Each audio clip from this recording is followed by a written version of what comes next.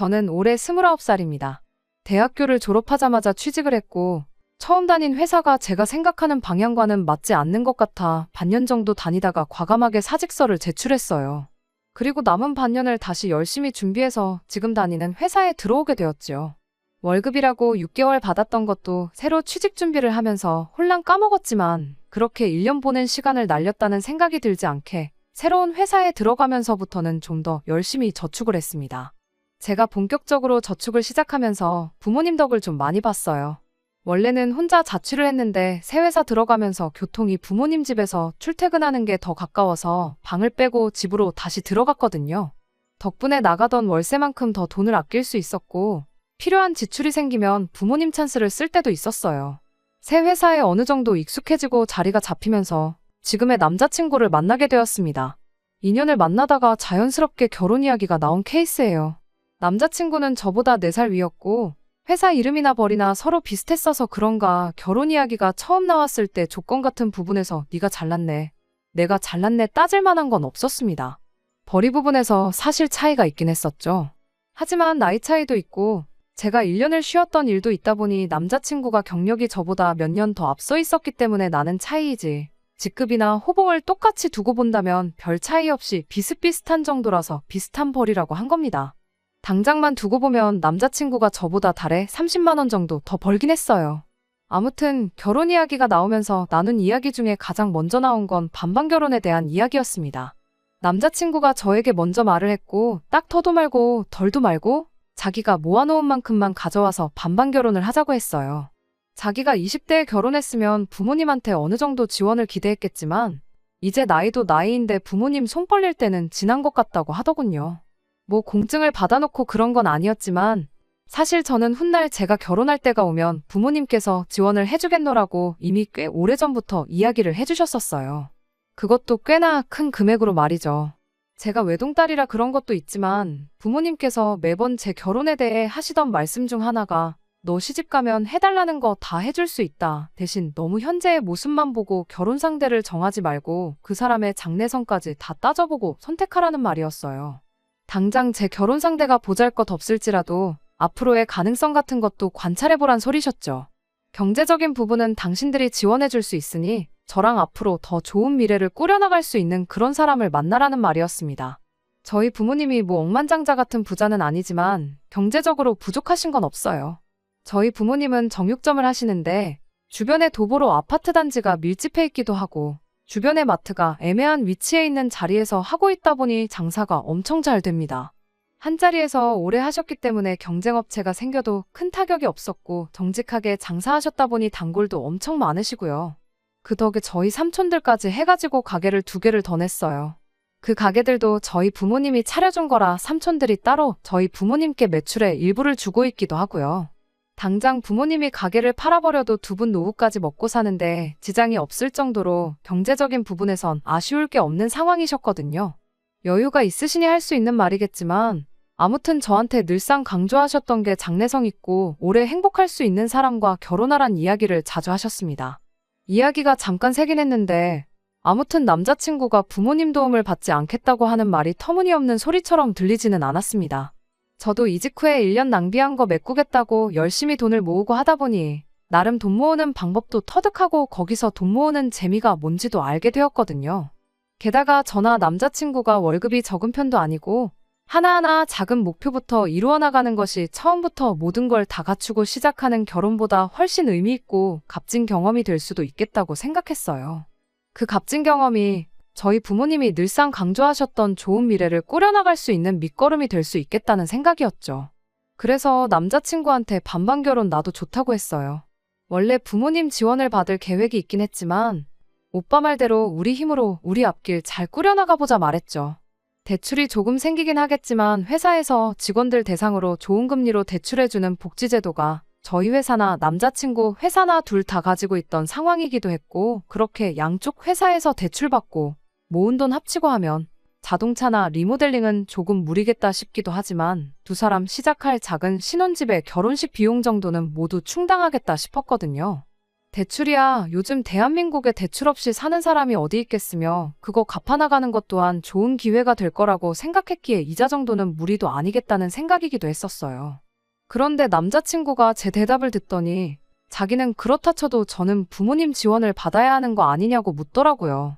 양가 지원 없이 우리 힘으로 시작하자는 소리 아니었냐. 그런데 갑자기 무슨 지원 타령이냐 제가 물어봤어요.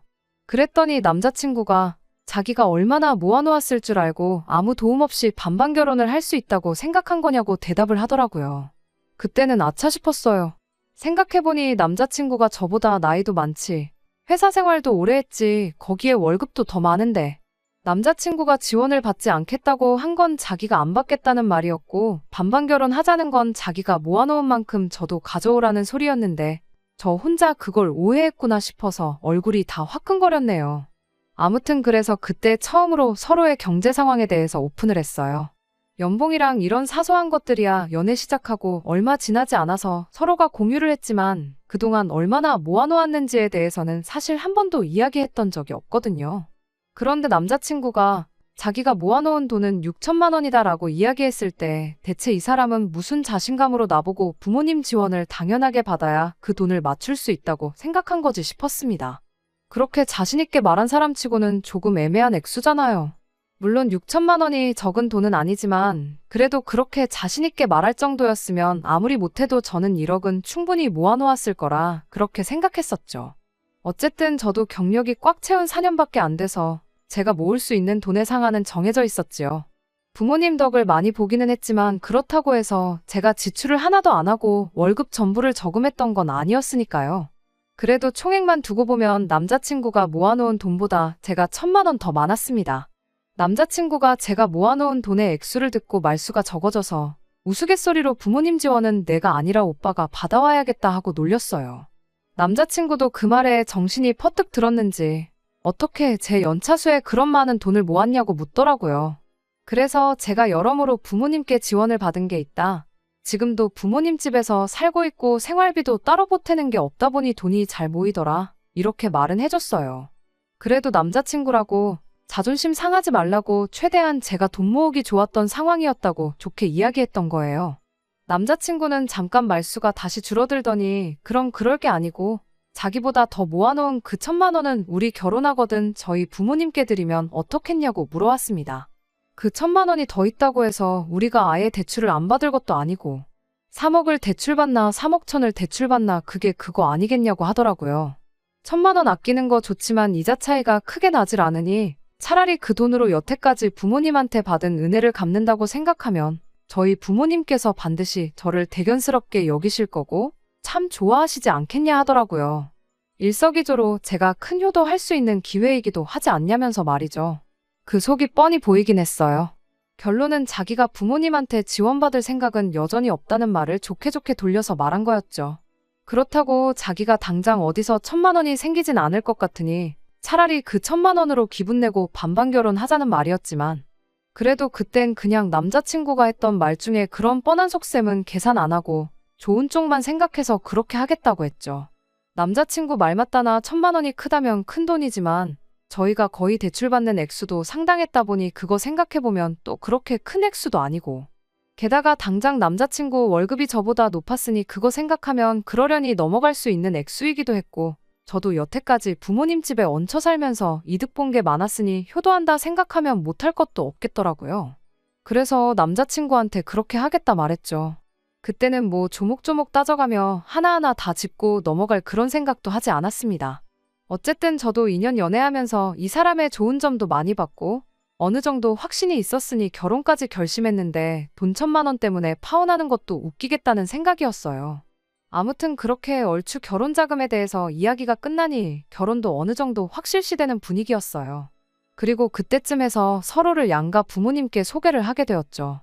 남자친구를 저희 부모님께 소개시키는 날이었는데 원래는 며칠 동안 고생해서 따로 예약해놓은 장소가 있었는데 부모님 가게 사정 때문에 아쉽게 예약 취소를 해야 했습니다.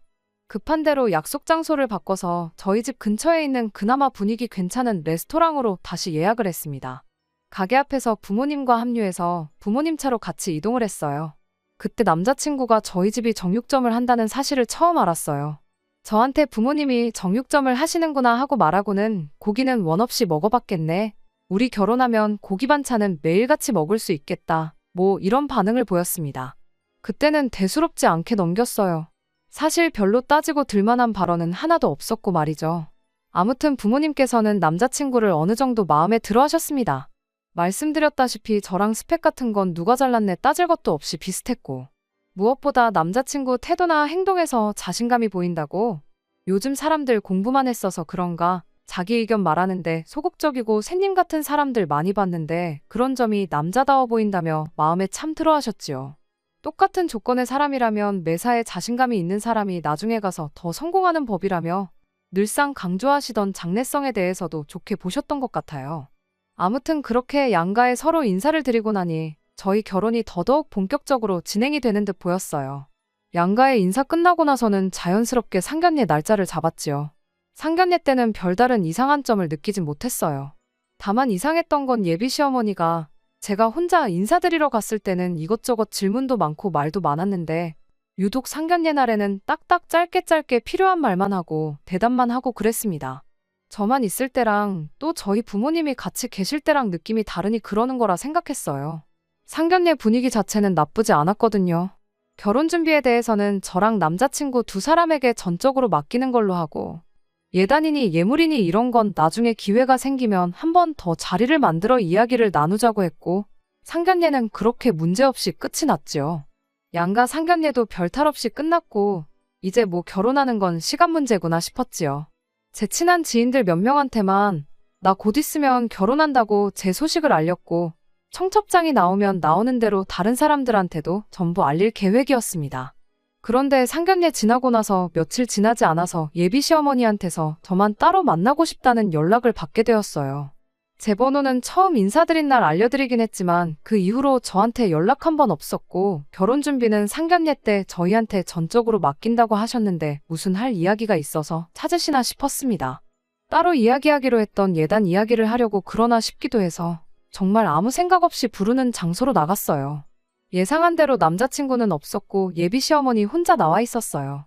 무슨 일로 부르셨나 했는데 할 얘기가 있다고 불러놓고선 정작 본론은 이야기 안 하고 날씨가 어떠니 그런 영양가 없는 이야기만 주고받고 있었어요. 자리가 끝날 때까지 별다른 말은 없었죠.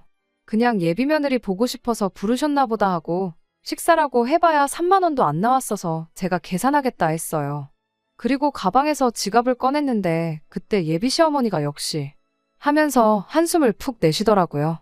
그러더니 자기가 할 말이 있어서 불렀는데 안 할라다가 해야겠다며 자리를 좀 옮기자고 하더라고요. 그래서 근처에 있는 카페로 갔습니다. 카페에 가서 자리를 앉으니 예비 시어머니가 너를 보니 걱정이다 하면서 한숨을 또 내쉬더라고요. 당최 난데없이 한숨을 푹푹 내쉬면서 걱정이라고 하니 내가 무슨 실수라도 했었나 싶더라고요. 아무리 생각해도 잘못한 게 없는데 뭐 때문에 저렇게 실망스러운 얼굴로 걱정이 이만저만이 아니라고 하는가 했더니 얼토당토하는 소리를 꺼내더군요.